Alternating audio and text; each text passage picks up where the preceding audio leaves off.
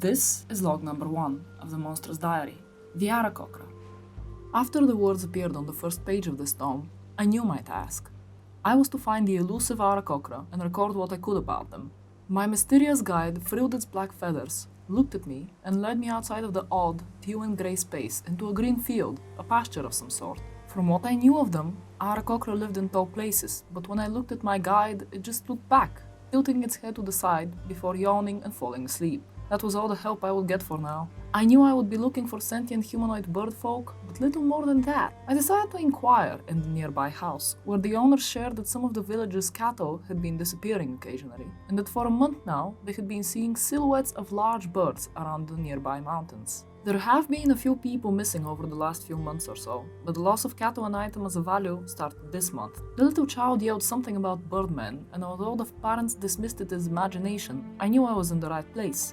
As I was finished with my inquiry, I thanked the residents, and right as I was going outside, I saw a couple of these shapes fly in our direction. I was expecting to meet them and be able to talk, but then I saw them pass by and beyond. Asking the locals once again, I was told that the nearby mines were abandoned after some of the workers disappeared and that they were in the same direction. Going off of this was as good a lead as any, so I started on the road, only to see the guide's white mask around me for a moment, and suddenly my surroundings were changed. I was near a very steep mountainside, almost as if the rock was just cut there. Nearby I could see a few openings, perhaps as entry into the abandoned mines. I also heard the approaching howl of something, as well as screeching. I could barely turn around in time to see winged shapes flying in my direction, having but a moment to take them in before heavy stone creatures with bat wings landed just short of me near the entrance. They were carrying an unconscious, smaller humanoid and another, smaller birdfolk. I heard a screech from the sky and turned just in time to see one of the figures still flying take a dive with a harsh shriek, followed by the others, releasing short javelins when nearing the gargoyles. The javelins found purchase, but the demonic-looking stone creatures withdrew into the cave. One of the birdfolk tried charging after, but just as soon as it flew in, we heard shrieking before it barely limped out. I decided to make myself known in this perfect moment, only to be met with at least 3 weapons pointed at myself from these folks. They could be nothing but what I was looking for. Slightly shorter than an average human, with almost entirely avian features and large wings threateningly spread to the side. I tried politely approaching and making my case, but they would hear none of it. I could see one of them standing near the cave and pacing around, almost entering at times but then recoiling back. I was questioned about seeing anything, or perhaps being allied with these flying rocks, as called by them. I merely expressed my curiosity of their kind, and that I would like to record what I could in the diary, but they would have none of it. Finally, the one that was pacing around the entrance proposed something. If I could go in and get their lost ones free, then they would take me to talk with those who would answer my questions. Their speech was peculiar.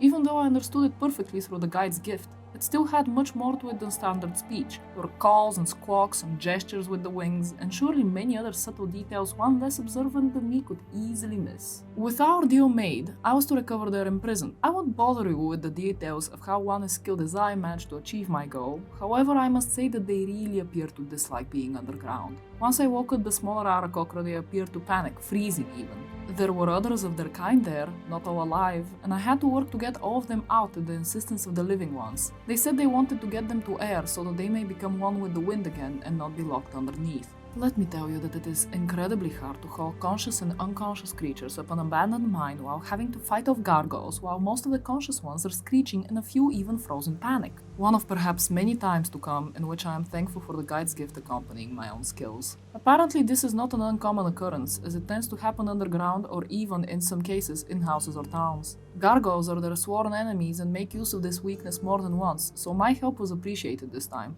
They say some of the Aaracokra can overcome this fear, but for a creature of the air, underground seems to be the worst place, and those best trained of them had been some of the imprisoned as well as their dead leader. The one who had made the initial offer now presented himself as Aur, now de facto leader of their hunting party after their previous one had been one of them murdered.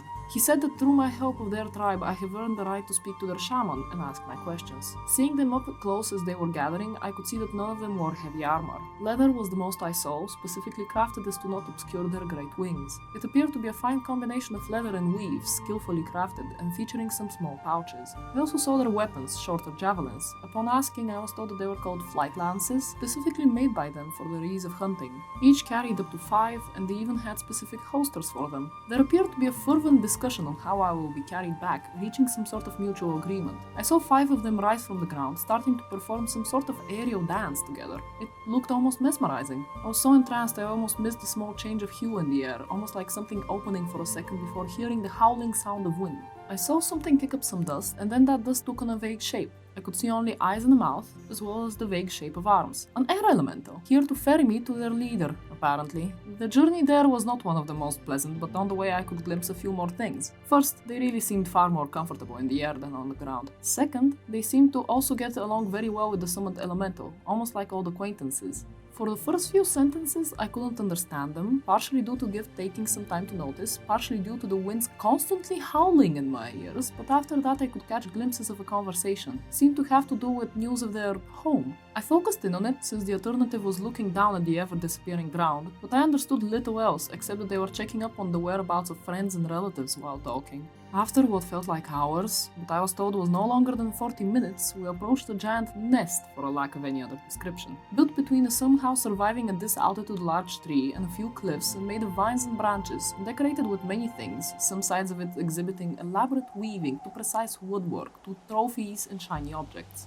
I could see some shapes come closer to greet us. I heard some quick words being exchanged, and I was introduced as a traveler who had helped them with their case in exchange for talking about their ways. While we were exchanging pleasantries, and by that I mean trying my best to convince them that I am not an agent of Earth, Elemental Evo, or anyone else wishing harm upon them, I saw that the air elemental disappeared, and together with it, one of the Aaracokra who guided me here, as well as one of the deceased. I told the shaman, Kayad, of my quest, showing the as of yet mostly empty diary and trying to gesture to the guide, who nodded from the shadows. Apparently perceiving the situation and my intentions clearly, I was asked to walk with him as he answered most of my questions. Aaracokra apparently do not originate on this plane, but come from the elemental plane of air. There is a region there, called the Howling Gyre, where they roam for days, months even, soaring in the endless sapphire skies. They would usually serve the winged dukes of air and fight against any of the cults of elemental evil, or anyone looking to upset and use the elements for evil. There they would live alongside air elementals, much like the one I met earlier today.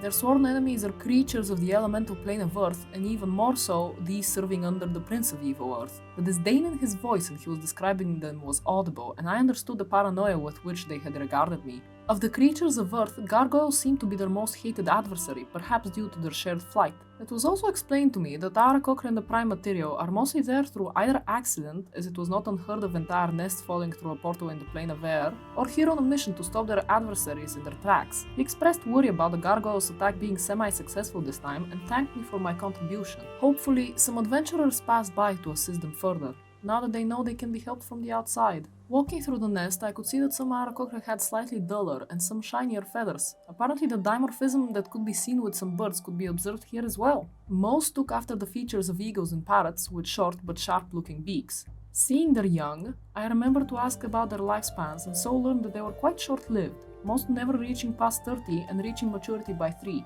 They appeared to be fully invested in living, not putting under much question whether or not that was fair. How fascinating.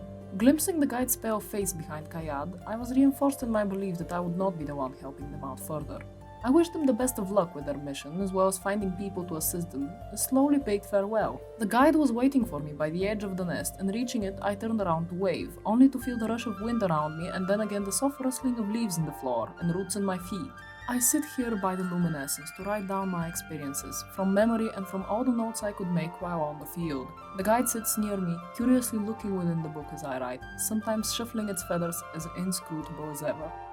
End of log number 1.